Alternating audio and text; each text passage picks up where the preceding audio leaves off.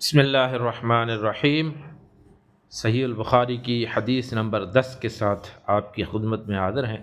حدیث کا متن ہے راویوں کے ساتھ کہ حدثنا عبداللہ بن محمد قال حدثنا ابو عامر العقدی قال حدثنا سلیمان بن بلال عن عبداللہ بن دینار عن ابی صالح عن ابی ہریرہ رضی اللہ عنہ عن النبی صلی اللہ علیہ وسلم قال الایمان بضع وستون شعبہ والحیاء شعبۃ من الایمان، جس کا اردو ترجمہ ہے کہ آپ صلی اللہ علیہ وآلہ وسلم نے فرمایا کہ ایمان کی 60 سے کچھ اوپر شاخیں ہیں، اور حیا جو ہے وہ شرم بھی ایمان کی ایک شاخ ہے۔